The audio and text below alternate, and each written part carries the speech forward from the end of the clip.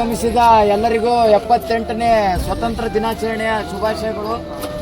ಹಾಗೂ ಈ ಕಾರ್ಯಕ್ರಮಕ್ಕೆ ಆಗಮಿಸಿದ ಪೊಲೀಸ್ ಆಯುಕ್ತರಿಗೆ ಹಾಗೂ ಕಾರಟಗಿ ನಗರದ ನಾಗರಿಕರಿಗೆ ನಮ್ಮ ತುಂಬ ಹೃದಯದ ಧನ್ಯವಾದಗಳನ್ನು ತಿಳಿಸ್ತೇವೆ. ಹಾಗೆ ಪ್ರತಿ ವರ್ಷ 12 ಗಂಟೆಗೆ ಆಗಸ್ಟ್ 15ರಂದು ಬಂದು ಇದೇ ರೀತಿ ಕಾರಟಗಿ ಕನಕದಾಸ ವೃತ್ತದಲ್ಲಿ ಧ್ವಜಾರೋಹಣ ಮಾಡಬೇಕಾಗಿ ತಮ್ಮಲ್ಲಿ ವಿನಂತಿಸಿಕೊಳ್ತೇವೆ.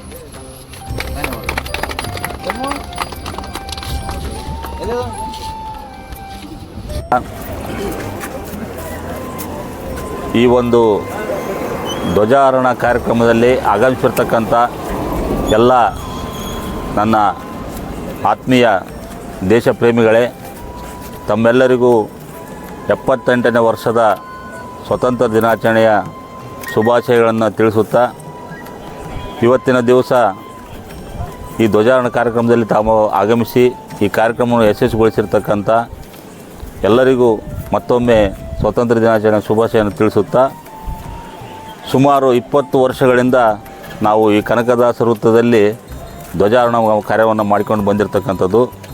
ಇನ್ನು ಮುಂದೆ ಆದರೂ ಕೂಡ ತಾವುಗಳು ಇನ್ನೂ ಹೆಚ್ಚಿನ ರೀತಿಯಲ್ಲಿ ಆಗಮಿಸಿ ಪ್ರತಿ ವರ್ಷವೂ ಕೂಡ ಈ ಒಂದು ಕಾರ್ಯಕ್ರಮವನ್ನು ಇನ್ನೂ ವಿಜೃಂಭಣೆಯಿಂದ ನಡೆಸಿಕೊಂಡು ಹೋಗಬೇಕಂತಕ್ಕಂಥ ಆಶಯದೊಂದಿಗೆ ತಮ್ಮೆಲ್ಲರಿಗೂ ಮತ್ತೊಮ್ಮೆ ಹೇಳೋದೇನಂತಂದರೆ, ಮುಂದಿನ ವರ್ಷ ಇನ್ನೂ ಹೆಚ್ಚಿನ ರೀತಿಯಲ್ಲಿ ಈ ಕಾರ್ಯಕ್ರಮದಲ್ಲಿ ಭಾಗವಹಿಸಿ ಈ ಕಾರ್ಯಕ್ರಮವನ್ನು ಯಶಸ್ವಿಗೊಳಿಸಬೇಕು. ಈ ಕಾರ್ಯಕ್ರಮಕ್ಕೆ ಕಾರಣೀಭೂತರಾಗಿರ್ತಕ್ಕಂಥ ತಾವುಗಳು ಮತ್ತು ಈ ಕಾರ್ಯಕ್ರಮ ನಡೆಸಿಕೊಟ್ಟಿರ್ತಕ್ಕಂಥ ಅಲಿ ಸರ್ ಆಗಿರ್ಬೋದು ಮತ್ತು ನಮ್ಮ ಪೊಲೀಸ್ ಸಿಬ್ಬಂದಿ ಆಗಿರ್ಬೋದು, ಅವರೆಲ್ಲರಿಗೂ ಮತ್ತೊಮ್ಮೆ ಹೃತ್ಪೂರ್ವಕ ಶುಭಾಶಯಗಳನ್ನು ತಿಳಿಸುತ್ತಾ ನನ್ನ 2 ಮಾತು.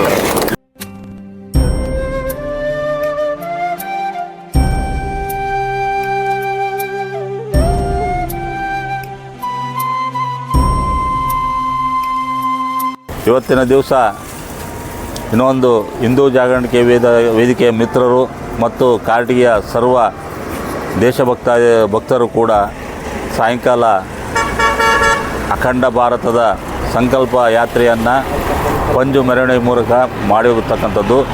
ಅಖಂಡ ಭಾರತ ಸಂಕಲ್ಪ ಆದಷ್ಟು ಬೇಗ ನೆರವೇರಲಿ, ನಮ್ಮ ಅಖಂಡ ಭಾರತ ಕಲ್ಪನೆ ಎಲ್ಲರಿಗೂ ಮುಂದಿನ ಪೀಳಿಗೆಗೆ ದೊರಕಲಿ ಅಂತ ಹೇಳ್ತಾ ಆ ಕಾರ್ಯಕ್ರಮವನ್ನು ಅದನ್ನು ಕೂಡ ಇನ್ನೂ ಹೆಚ್ಚಿನ ರೀತಿಯಲ್ಲಿ ಮಾಡಿಸಿ ಆ ಸಂಕಲ್ಪ ನೆರವೇರಲಿ ಅಂತೇಳಿ ಆಶಿಸುತ್ತಾ ನಾನು 2 ಮಾತಿಗೆ ವಿರಾಮವನ್ನು ಕೊಡ್ತೇನೆ.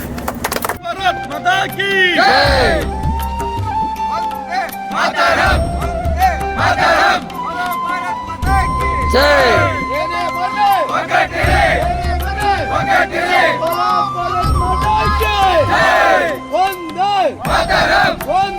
ಮಾತರಂ.